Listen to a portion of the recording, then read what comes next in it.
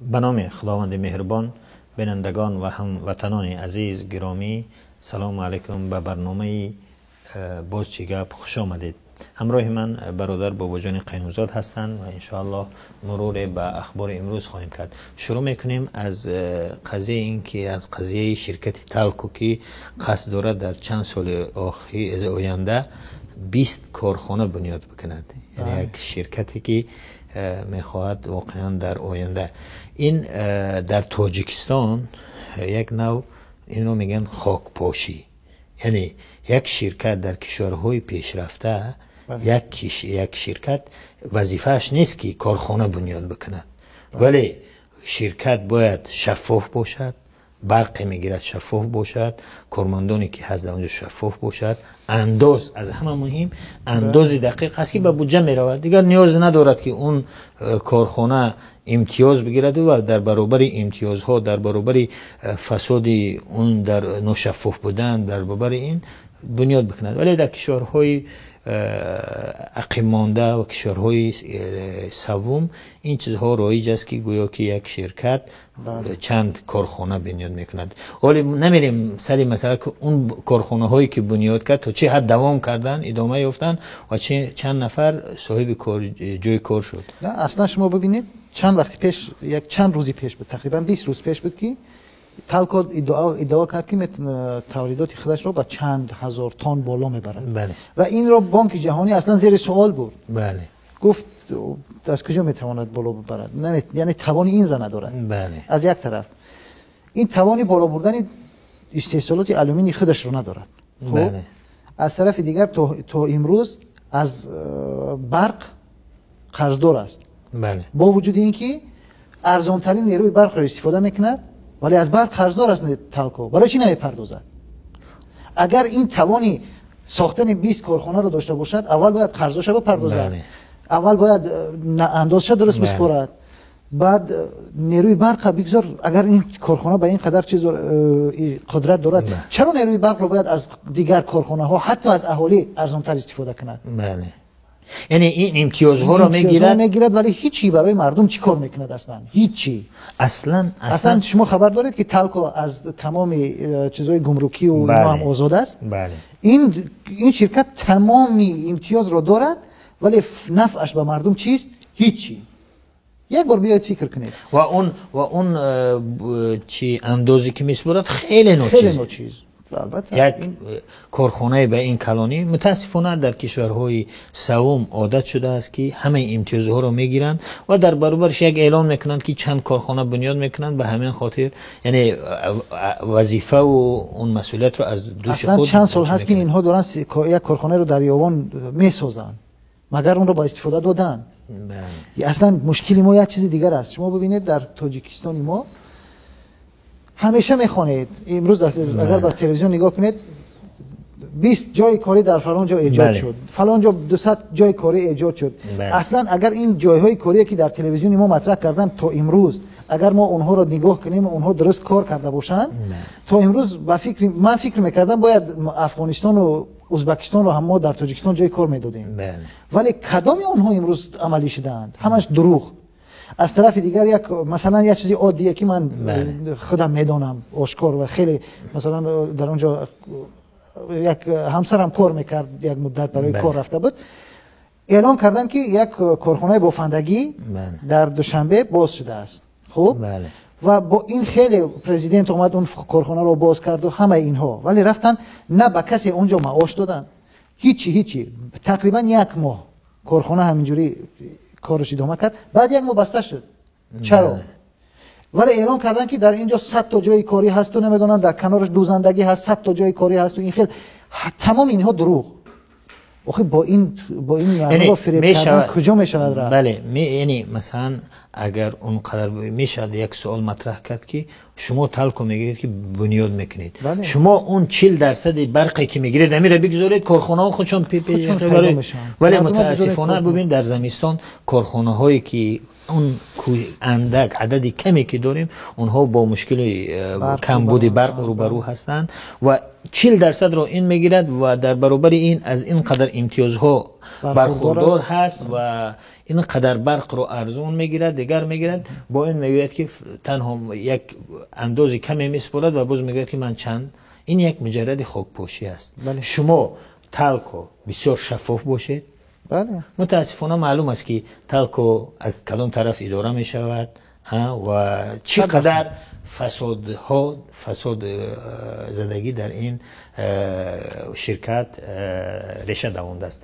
به هر حال میایم باز خبر دیگر که در پی سفر رئیس جمهور به پادشاهی عربستان سعودی، مملکت عربستان سعودی، باز بعد در پی این سفر دامادی پرزیدنت شمس الله صاحبوف منصب نو گرفت.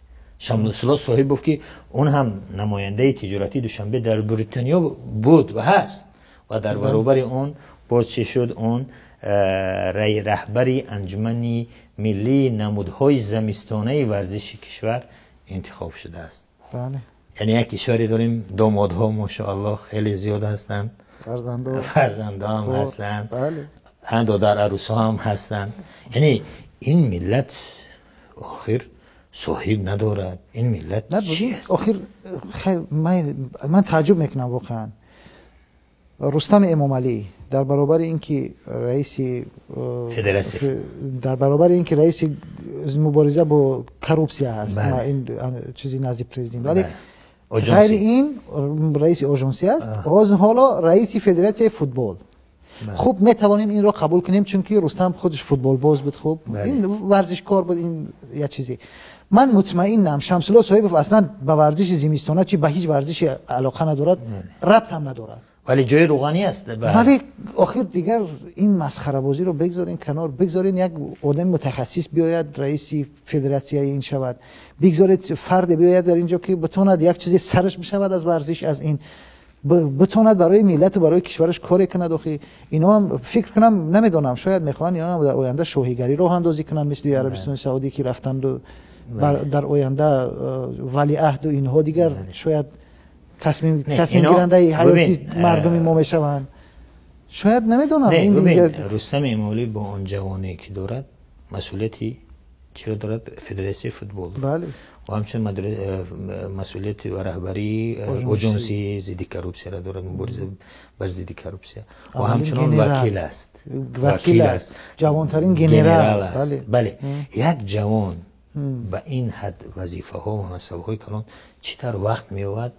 و این یکی از خبرهای دیگری که در ما هم هست می شود صحبت کرد این است که فدراسیون فوتبال باز تاجیک به نزدیکی چی دارد، انتخابات دارد و احتمال است که دوباره. ولی سوال در این است که در این 4 سالی که رستم امالی از 2002 تا امروز مثلا رهبری این فدراسیون گرفته چقدر پیشرفت کرد؟ تاجیکستان تا حال پسترین زینه رو در رده کشورهای آسیای مرکزی و شوروی سابق دارد و در برابر این متاسفانه این هست داماد دیگری پرزیدنت اون جمال الدین نورالیف، اونم رئیس معاون اول رئیس است و دخترش آزاده رحمان معاون اولی وزیر امور خارجه است و دولت علی سعیدزاده نیز از خویشاوندان نزدیک پرزیدنت است و حسن اسدالله زاده که دیگه معروف است. بله. و ما از سامانم که هیچ فرزند خردی پرزیدنت که هیچ خبر هم نداشتیم نفهمیدیم که یک چوپان گوسفند اون را میچرخانده است. به همین خاطر فقط روسیه نمیرود. به همین خاطر نمیرفت است. پس این یک ما داریم محسوس به یک خانوادگی، یک کشور خانوادگی تبدیل شده است. واقعا همین خیلی است. و اونی که باید این هم درک کرد که اونی که معاون اول است یا معاون وزیر است از این خانواده، اون از صلاحیت و اقتدار که دارد از صلاحیت وزیر، خود وزیر هم بالاتر است. و چنانه که در یک سفارت در یک جای دیگر کار میکنن صلاحیتشون بالاتر است. درست است. فقط من یک چیز رو میخواهم، خب اگر میخواهند اینا شایسته بدن خودشون ثابت کنن، چرا نمیآیند با خبرنگاران آشکار مصاحبه بچین، بیاین روبرو با مردم شایستگی خودشون نشون بدین؟ ولی میبینیم که در وقتی که باید رهبری آژانس ضد فساد بیاد با همراه ژورنالیستان صحبت کند، معاونانش میآیند، دیگران میآیند.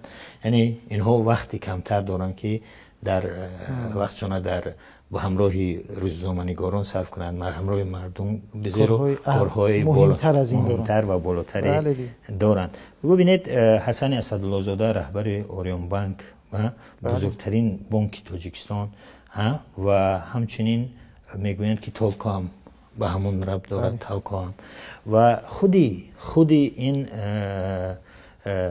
صاحب شمس الله هم وقتی سری زبان‌ها شده است در سامانه آزادگان آمده است که قبلا نامی اسم شمس الله صاحب که داماد سیم پرزیدنت زمان رسانه‌ای شد که عمرعلی قوات سابق رهبر گروه 24 ماه دکبر را بازداشت کردند و او گفت که این شرکت‌های فراز و تاجران از آن اون عمرعلی بودند ولی اونها از او گرفتند.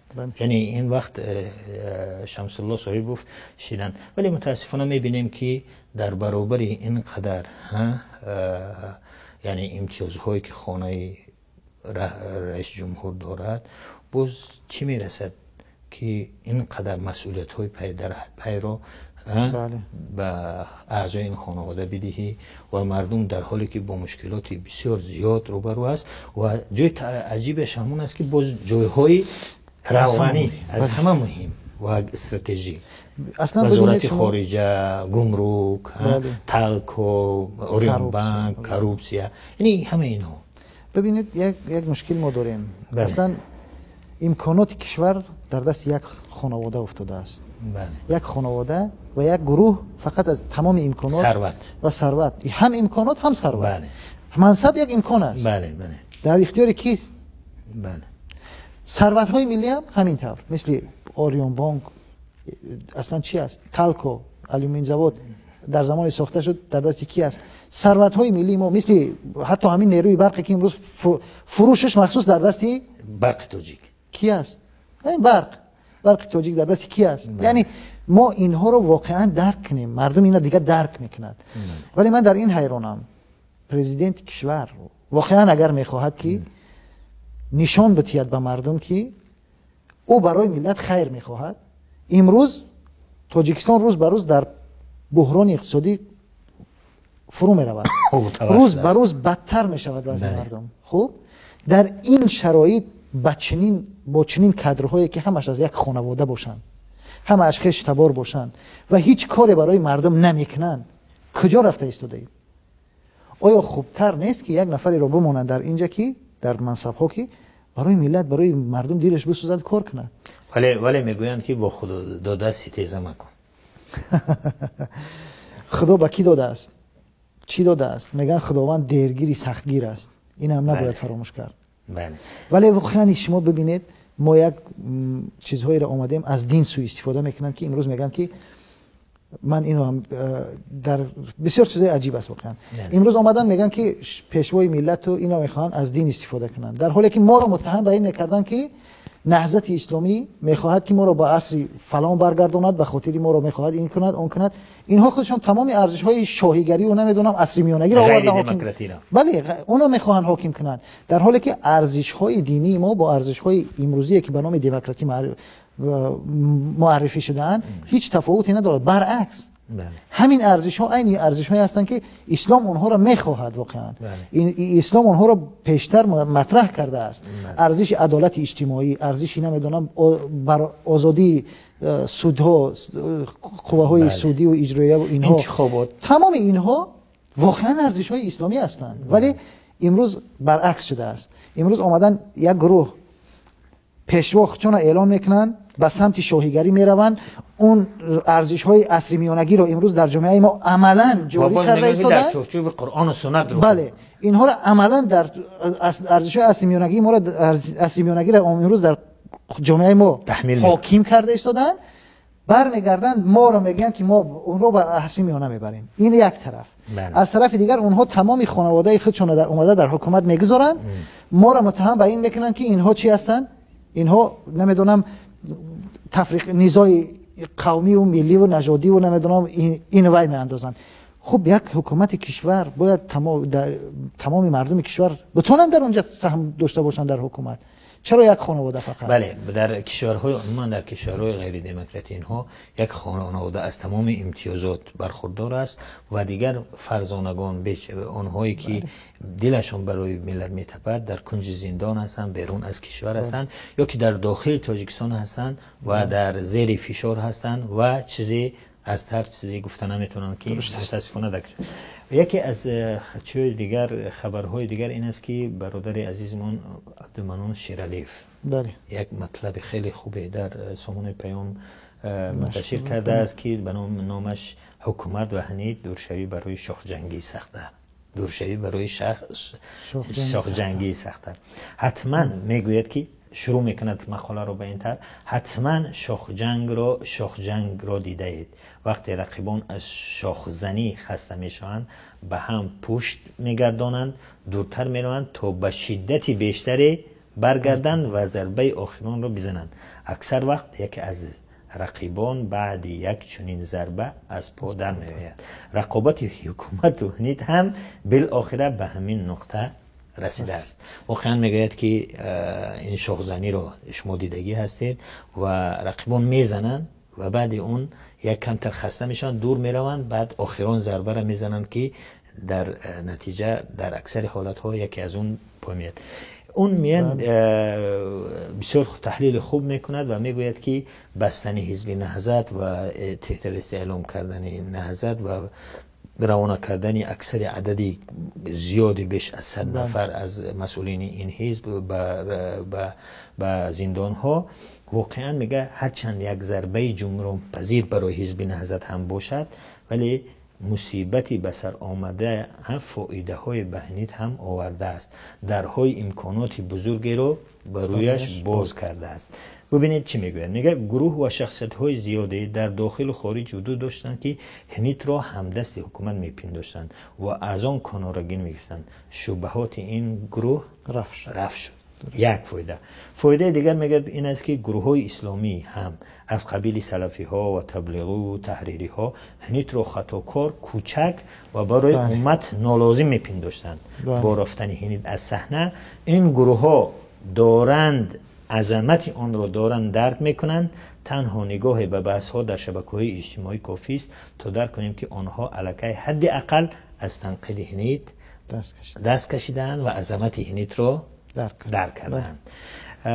بعد میگوید که فعالیت های سیاسی و اجتماعی هنیت در داخل قطع شد و اگر مردم قبلا به آن اعتبار نمیداد به قطع شدن آن فرق را احساس کرده و از آن خواهند گفت. مردم عادی واقعا وقتی که حزب فعالیتی در داخل من شد بسیار چیزهایی شد، مثل این پیشوهای ملت و قانونها و چه مردم درک میکنن که جای حزب نهضت اسلامی در جامعه تاجیک خالی است.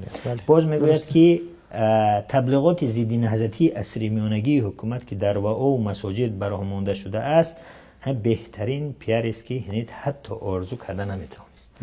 ببین هر روز در نمازهای جمعه درباره حزب نهضت محیدین کبیری، همون چیزی که در وقتی حضرت پیامبر صلی الله علیه و سلم در مکه میرفتن میگفتن که مردم پیش فلانی نروید که بسیار خطرناک است. و مردم این مدینه واقعا اون انصار که هستن وقتی اومدن گفتن که پیش فلان نزد فلان نروید، اونها گفتن چی باشد اون کی باشد. این مردم اینا دارن رکلام خیلی خوب میکنن حزب نهضت رو که کبیری و دیگر، و واقعا میگن که اگر شما تنقید میکنید کبیری رو که او به ایران رفته است و شیعه شده است، چرا اون هیئتی بلند پایه که مفتی، رئیس کمیته دین و رئیس مرکز اسلام شناسی نزد پرنزدین هم شرکت داشتن، چرا اونها را نمیگوید؟ یعنی یک چیزی دوخورگی به وجود هست و واقعا یک رکلام خوبه برای حزب است. میگوید که از فایده های مهمی هست که واقعا میشود درباره این کمتر صحبت کرد. هجرت اعضای هنیت به خارج و فعالیت در آنجا گروهی نوی سیاستمداران را به صحنه خواهد آورد که مدرنتر و آگاهتر خواهند بود. گروه های بزرگی به ایران، ترکیه، روسیه و اروپا رفتند. تجربه سیاست و فلسفه سیاسی این کشورها از هم کاملا فرق میکنند. تقسیم شدن اعضای هنیت به 4 طرف و کسب به تجربه های سیاسی در آنجا نه تنها نهضت اسلامی را قدرتمند میکند، بلکه برای حکومت هم بسیار گران تمام خواهد شد. واقعا هم همین چیز است. ببین درست است که حزب نهضت اسلامی یک ضربه خیلی سخت خود وقتی که 100 تن از مسئولین بلندپایه این حزب را روانه زندان کردند. بله. ولی این حزب ایدئه است. این حزب مردمی است و هزارها تن دیگر، صدها تن دیگر همراه خانواده برآمدن رفتن اروپا، ترکیه، روسیه، دیگر جا و حزب نهضت امروز فعالیت خود را به نمایش داخته است و بهترین مثال اون هم حضور استاد محی الدین کبیری در کنفرانسی وحدت در اروپا، در دانشگاه ها سخنرانی که داشت استاد کبیری، در جلسه های اون OBC سخنرانی که داشت و همچنین نه تنها این. امروز شما ببینید ما میخواهید نمیخواهید نهضت اسلامی تاجیکستان در آینده باید روی این برنامه‌هاش کار میکند، به خصوص روی برنامه‌های اطلاعاتی مثلا رسانه‌ای. بله. روی برنامه‌های مثل تلویزیون، سایت، مجله، هفته‌نامه یا که روزنامه، حتما در آینده چگونه که ما روش برنامه هم داریم، در آینده خواهیم داشت، فکرهای روش داریم. و این از یک طرف ما بهتر می شود وضعیت. از طرف دیگر امکانیتی اقتصادی ما اینجا مثلا برادرایی که در مشغول تجارت هستند امروز کارشون در سمتی مثلا بهتر شدن است، در سرمایه گذاری هایی که امروز کرده ایستادن، نتیجه اونها بعداً برای ما به دست ما میرسد و این طبیعی است. این اولی کار است. اونهایی که یکم مشکلات داشتند و نه در تاجیکستان میخواستن خدمت کنند نتونستند، امروز یک امکانات و شرایطی بهتری را برای اونها در کشورهای دیگر مثل ترکیه و اینجاها با وجود آمده است که سرمایه‌گذاری های اونها در سالهای بعد نتیجه خود را خواهد داد، هم در اقتصادی هم از لحاظ معارفی. این امکانات رو در خود تاجیکستان نداشتن. بله طبیعی است. در اونجا اگرچه بعضی سرمایه‌های گذاریایی که اینجا الان با بعضی اون برادرها که میگن مثلا اون کارهایی که در تاجیکستان میکردن اگر در اینجا میکردن پیشتر و الان میلیونر شده بودن، اونها خودشون این چیزا میگن، ولی این نتیجهش در سالهای بعد مشخص خواهد شد. و از طرف دیگر این در زمینه کادرسازی، برای مثال شما بیایید ببینید در تاجیکستان ما خیلی کوشش میکردیم که از مردم یک گونه با مردم ارتباط داشته باشیم، در دانشگاه ها به شکل درست ما مثلا ارتباط برقرار کنیم، کارهایی بکنیم. ولی امروز ببینید ما در خارج با در اکثر کشورها چگونه که مثلا در زمینه کادرسازی با دانشگاه ها، با مرکزهای علمی، با اکادمیا ها وقتی که صحبت میکنیم این برنامه ها رو چیز داریم، مطمئنم در سالهای بعد اون کادرهایی که امروز ها وارد میشوند از این سال یا وارد شدند از این سال و در سالهای بعد وارد خواهند شد، در چند سال بعد این نتیجه بازدهی اینها رو ما خواهیم دید و نهضت اسلامی با یک نیروی تازه و چگونه که عبدالمنان شیرعلیف هم گفتن با مدرن‌تر و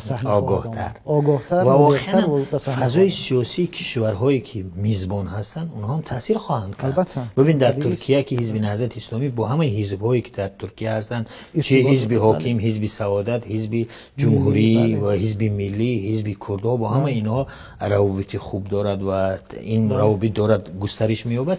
این با مهارت سیاسی کادرهای حزب تاثیر خوب دارد و اونایی که در اروپا هستن، در ایران هستن، ما این رو نگوییم اینجا چون فکر میکنن که از خودمون داریم تعریف میکنیم. بسیار خوب و میریم با خیلی واکنش های به برداشت سفری رئیس جمهوری تاجیکستان امام رحمان به عربستان سعودی و از جمله همراهی اهل و عائله‌اش حج عمره کردنش بسیار واکنش ها به بار آورد و بسیار آدم ها مثبت نگریستن و اون گفتن که این مثبت است که میتواند که یک تأثیری مثبت داشته باشد، خصوصا اون برنامه‌های ضد اسلامی یا ضد دینی که در حکومت این حد اقل نرمتر خواهد شد و بعضی ها گفتن که این چهارم بار هست که اون حج عمره میکند و هر وقتی که از حج عمره می اومد باز همون برنامه ها ادامه میافتند. ولی بسیار از چیزها گفتند تحلیلگران اینها که این یک تاثیر خوبی خواهد داشت، همراه اهل و عائله‌شان رفت و واقعا هم ما هم امیدواریم که تاثیر مثبتی داشته باشد ان شاء الله. و اون که کینه و قدرت رو حج از بین میبرد، اون کینه و قدرت نسبت رقیبان که دارد و حتی اون برادران افغانی هم به این اشاره کردن که باید بعدی برگشتن خداوند در دل اون هدایت بیاندازد. اکای رحمان گفته اکای رحمان حاضر میبینیم بله اونا چیکار کند؟ بچهای نهضتی رو آزاد کند. ببینیم یک برادر به نام مطلع طایب، دانشمند و روزنامه‌نگار افغانیستی، در واکنش به حج عمره امان الرحمن در صفحه فیسبوکش نوشت: اکای رحمان عمره قبول، خی نباشه، یعنی به لهجه تاجیکی صحبت کردن، اون خودش تاجیک که هست و بو اکای رحمان عمره قبول، خی نباشه به برکت زیارت خانه خدا همون بچه‌های نهضتی رو از زندان رها کن و به خانه‌هایشون بفرست، زن‌هایشان منتظر هستند. در زیر این پستی برادر مطیع طایب چندین برادر افغانی نظرات خود را گفت که ما وقت نداریم همه اونها رو بگیم، فقط به دوتای اون اشاره میکنیم. یکی از دیگر کسای اون گفت عزیزی است، گفته است که عجب دعای خوبه به رحمانوف کردید. اونها علم رحمانوف را استفاده میبرن، رحمانوف کردید. الله کریم است و در قلب این آدم نور هدایت خیش را روشن کند و دست از سر مسلمانان تاجیکستان بردارد.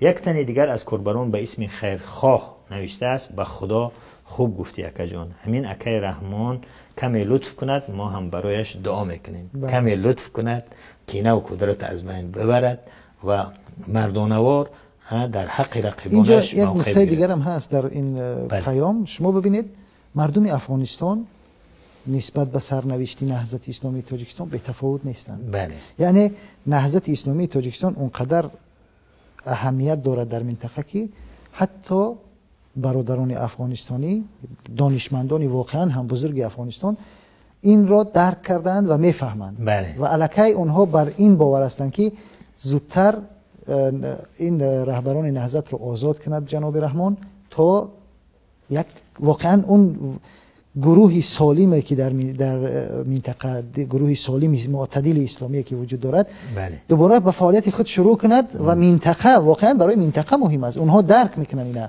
چون که اونها عذاب این مشکلات دیدن، اونها خوب درک میکنن مردم افغان. درسته، یعنی اونایی که اکای مطیع رو میشناسیم انسان خیلی خوبی است و از تاجیکستان خبری زیاد معلومات دارد، اما برای منم تعجب بود که اونهایی که در اونها هم از حزب نهضت دفاع میکنن، از معلومات بیشتر.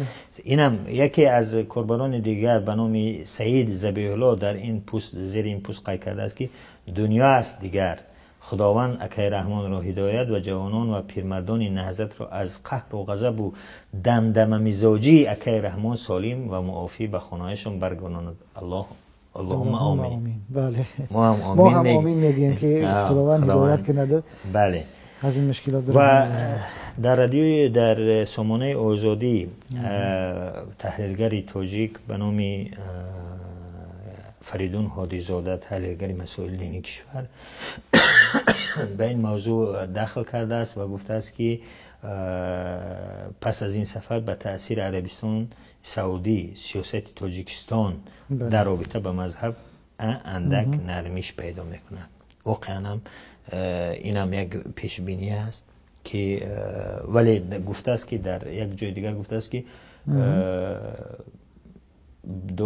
ولی در داخل کشور میتواند این، یعنی رسانه‌ای کردن حج عمره امان الرحمن میتواند این واکنش رو ببار آورد که نزدیکان پرزیدنت خودش هر گونه‌ای که خواهند لباس میپوشند، زیارت میکنن، ولی برای ما محدودیت هست. یعنی واقعا هم خیلی که این تحلیلگر گفته است، بسیار کس سوال میکند که اونهایی که تودی روز میگفتن که حجاب یک لباسی عربی و غیر تاجیکی و غیر ملی، ولی میبینن که خودی پرزیدنت فرزندان اهل عائله‌شون حجاب بر سر دارن، سوال میکنن که این محدودیت برای ما باشد یا برای همه.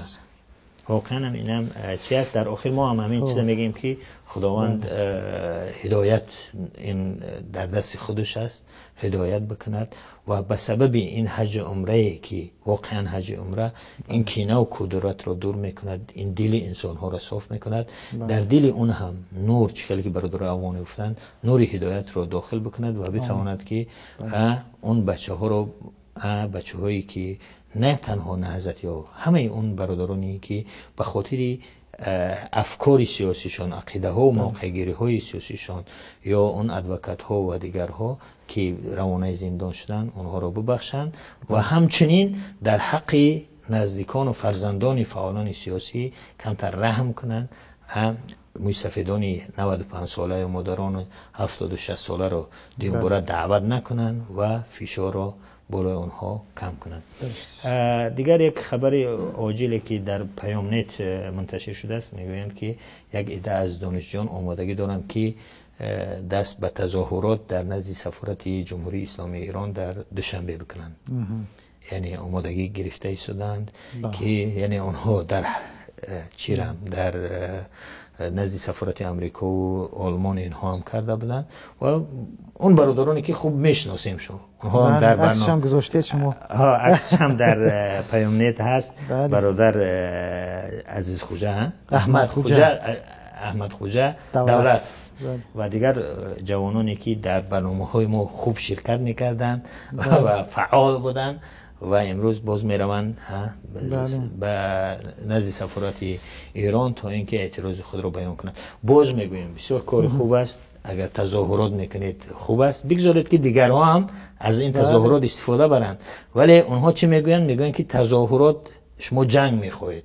پس بسیار خوب، اون جوانانی که به طرفداری شما میرن تظاهرات میکنن اونها جنگ نمیخوان، اونها به ثباتی نمیخوان. یعنی به ثبات تظاهرات وقتی ما بکنیم یا مخالفین دست بزنن اون وقت سبب ناآرامی و به ثباتی میشه، ولی وقتی خودتون میکنه هیچ گپ نه. و این همون سیاست یک بام و دو هوای حکومت است دیگه. بله، اینها رو خودشون تظاهرات میبرند ولی برای دیگران اجازه تظاهرات بله. وقتی ما هم دارد کمش به آخر میرسد و دو سه خبری که میخوایم با سرعت از آنها مرور کنیم. یک جوانی، یک مهاجری تاجیک، 3 شهروند روسیه آمدن از خانه اون در داخل خانه اون در آمدن 100,000 روبل رو از اون بیچاره غارت کردن.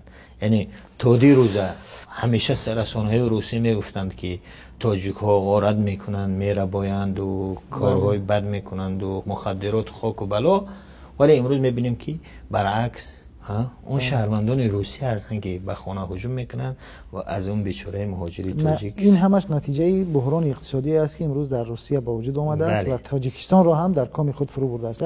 نگفته نماند در شاید خبری بعدیمان به همین ربط داشته باشد. حکومت خب اینا یادآوری کنم که با بعضی از دوستان صحبت میکردم که تازه از تاجیکستان برآمده بودن. میگفتن در دهات الان دزدی گاو و گوسفند و حتی خر واقعا میگن ایناش خیلی زیاد شده است. این نتیجه این همون بحران اقتصادی است و واقعا خطرناک است. واقعا خطرناک است که در چند سال اخیر خوشبختانه این چیزها تقریبا از بین رفته بود، خیلی کم شده بود، ولی حالا میگه دوباره شروع شده است. یعنی در تاجیکستان در تاجیکستان و در دهات، مخصوصا در دهات امروز که میگه اصلا قریب در چند سال اخیر این چیزها سابقه نداشت، امروز خیلی به شکل گسترده امروز پیدا شده است دزدی این چیزها. همین است که پیامبر صلی الله علیه و سلم میگوید که اکاد یکون الفقر کفر. قریب این است که همون فقر کفر باشد. واقعا هم این است. یک خبر دیگر این است که در همسایه کشور ما ازبکستان یعنی حکومت ازبکستان از تخریب مناره 700 ساله دست کشید. یعنی در اونجا مردم شکایت نوشتن، مردم محل که این میراث تاریخی است، دیگر است و در پی اون حکومت یک کمیسیون تشکیل میکنند، رفته ببینن و میبینن که این خلاف معیارهای حفظی آثار باستانی است. و واقعا هم اینم دلیل همون است که باز مردم از خوش دفاع کرد، از آثار باستانی خود دفاع کردن و حکومت هم به این حقوق آنها ارج گذاشت و هر جایی که مردم آگاهتر میشوند، از حقوق خود بیشتر میفهمند، حکومت هم در برابرش اقدام‌های خوبتر انجام میدهد. یعنی امیدواریم که این چایخانه راحتی ما رو هم حداقل خراب نکنند، بمانند یک میراث در اونجا بماند برای مردم. حداقل اگر تاریخ چند صد ساله هم ندارد، چون که دوشنبه ما خودش شهر جوان است، ولی میتواند این برای میراثی باشد برای آیندگان ما. مثل اون میراثی که از وقت شوروی در نزد چی بود اون کندن بردن. بله، اون نشان تاجیکستان سوسیالیستی رو کنده بردن. بله، یعنی من وقتی که خبرهای اون زمانه را، وقتی که همین نشانه را میدیدم، هوشم میرفت به اون زمان شوروی، دوران شوروی، دوران کودکی که در هر یک اخبار اون نشان بود.